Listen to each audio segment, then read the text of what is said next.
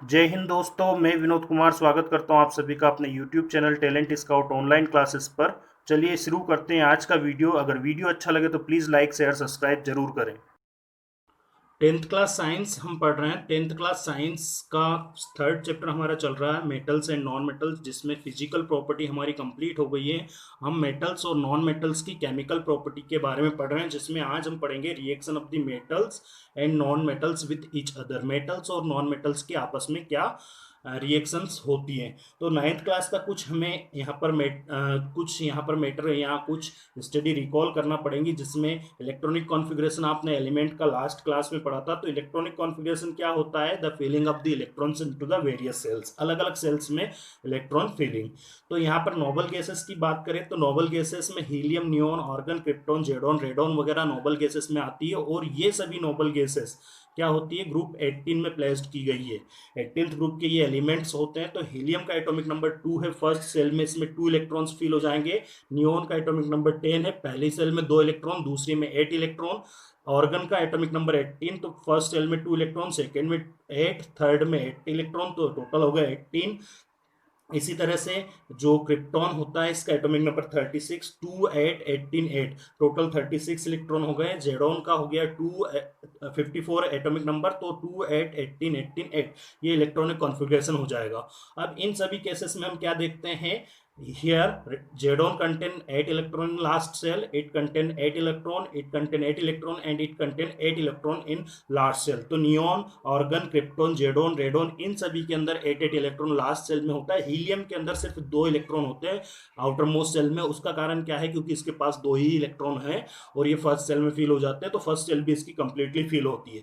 इसका मतलब क्या होता है? जो रिएक्टिविटी होती है एलिमेंट्स की, this reactivity of the elements is the tendency to attain complete filled valence cell। Valence cells is the outermost cells of the um, outermost cells of the orbit। तो एटम के outer most shell जो होती है उसी को valence sales बोला जाता है। अब अगर मेटल्स की बात करें तो यहाँ पर जो मेटल्स, जिसमें सोडियम एटॉमिक नंबर 11 हो गया, इसके अंदर 2 इलेक्ट्रॉन फर्स्ट सेल में, सेकेंड में 8 और थर्ड में फर्स्ट 1 इलेक्ट्रॉन।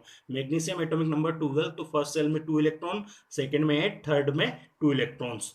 तो एल्यूमिनियम जिसके अंदर एटॉमिक नंबर 13, फर्स्ट सेल में 2 इलेक्ट्रॉन, सेकेंड में 8 और थर्ड में 3 इलेक्ट्रॉन्स। पोटेशियम एटॉमिक नंबर क्या है? 19, तो फर्स्ट सेल में 2 इलेक्ट्रॉन, सेकेंड में 8 और थर्ड में 8 और फोर्थ में 1 इलेक्ट्रॉन। तो इसके अंदर हम आफ्टर मोस्ट सेल में देखें तो 1 इलेक्ट्रॉन, यहाँ 3 इलेक्ट्रॉन, यहाँ 2 इलेक्ट्रॉन और यहाँ पर 1 इलेक्ट्रॉन। तो कहने का मतलब यह है कि आउटर मोस्ट सेल्स में 8 इलेक्ट्रॉन नहीं है, और 8 इलेक्ट्रॉन अटेंड करने की टेंडेंसी को कंप्लीटली फील्ड सेल्स कहा जाता है। मतलब वही सेल कंप्लीट फील्ड रहेगी जिसमें 8 इलेक्ट्रॉन्स होते हैं।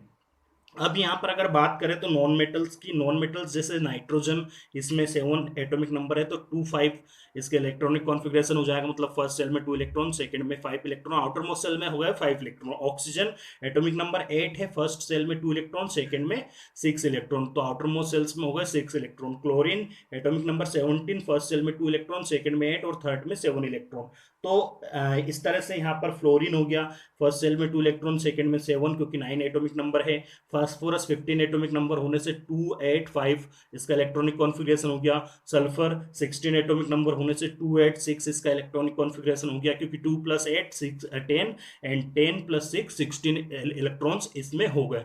तो यहाँ पर मेटल्स और नॉन मेटल्स जो हमने देखी, इनके आउटर मोस्ट सेल्स के अंदर यहाँ पर 7, यहाँ पर 6, यहाँ पर 7, यहाँ पर 5, यहाँ पर 6, यहाँ पर 5, इस तरह से कंप्लीटली फील्ड नहीं होती है। कौन?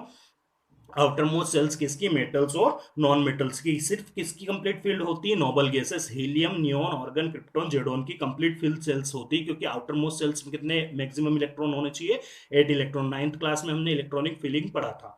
अब कुछ रिकॉल कर लेते हैं। जैसे यहाँ पर जितने भी एलिमेंट्स हैं ये सब किससे मिलकर बने होते हैं? एटम से मिलकर बने होते हैं। और एटम में 2 पार्ट होता है। Centre part is known as their nucleus which contain proton and neutron.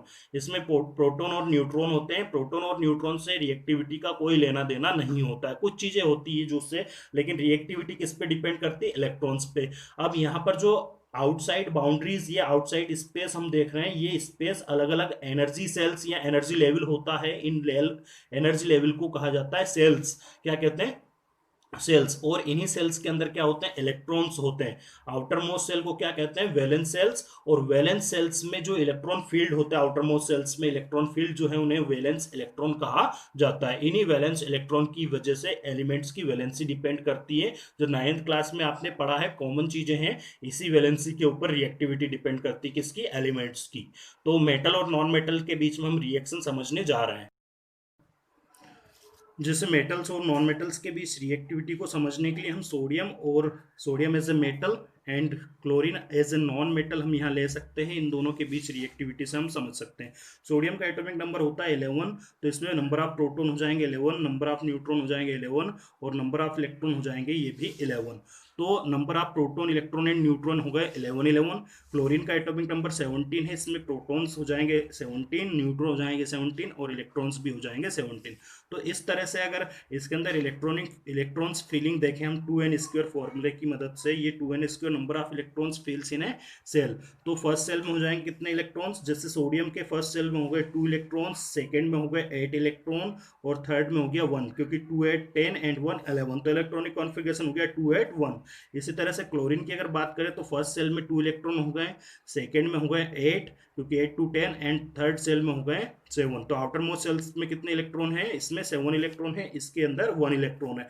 अब इसमें 1 एक्स्ट्रा इलेक्ट्रॉन है, इसके पास 7 इलेक्ट्रॉन है, इट रिक्वायर्ड 1 मोर इलेक्ट्रॉन।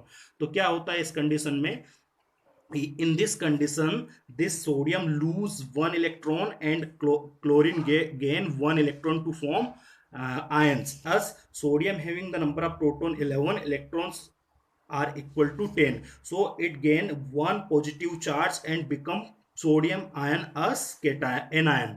ये सोडियम आयन बना लेता है, जिसको एनायन सोडियम आयन कहेंगे। वहीं chlorine gain 1 electron, so number of protons remain 17, then number of electrons become 18, so it having 1 negative charge or 1 electrons as extra, so it get charge and forms ions as chlorine ions. So sodium and chlorine both are oppositically charged, so due to this conditions these ions are attract with each other with the help of electrostatic force of attraction। ये ions क्या करेंगे, एक दूसरे की तरफ attract होंगे, किसकी मदद से, इलेक्ट्रोस्टैटिक फोर्स ऑफ अट्रैक्शन की मदद से ये एक दूसरे की तरफ अट्रैक्ट होंगे। अब इनके बीच में जब अट्रैक्शन होता है, so it form sodium chloride us A ionic compound. इस तरह से ये सोडियम क्लोराइड बनाएंगे, जो कि एक आयनिक कंपाउंड होगा। आयनिक कंपाउंड कब बनता है, व्हेन द इलेक्ट्रॉन्स आर से एक्सचेंज, यदि इलेक्ट्रॉन एक्सचेंज होते हैं तो वहां आयनिक कंपाउंड बनते हैं, अगर शेयर होते हैं तो कोवेलेंट कंपाउंड बनते हैं। इसी तरह से मैग्नीशियम एटॉमिक नंबर 12 है, तो इसका इलेक्ट्रॉनिक कॉन्फ़िगरेशन 282 हो जाएगा। क्लोरीन जिसका इलेक्ट्रॉनिक कॉन्फ़िगरेशन 287 हमने लास्ट में पढ़ा है। इसे क्या होता है, इसके पास 2 एक्स्ट्रा इलेक्ट्रॉन है और क्लोरीन को 1 इलेक्ट्रॉन चाहिए, तो यहाँ पर एक क्लोरीन को 1 इलेक्ट्रॉन, दूसरे क्लोरीन को दूसरा इलेक्ट्रॉन ये मैग्नीशियम दे देगा, जिससे इस पर 2 पॉजिटिव चार्ज आ जाएंगे और दोनों क्लोरीन के ऊपर एक एक नेगेटिव चार्ज हो जाएगा। Means 1 magnesium combined with 2 chlorines to form magnesium chloride as MgCl2 is a ionic compound। I hope आपको समझ आ गया होगा, और समझ में आता तो प्लीज लाइक शेयर सब्सक्राइब जरूर करें।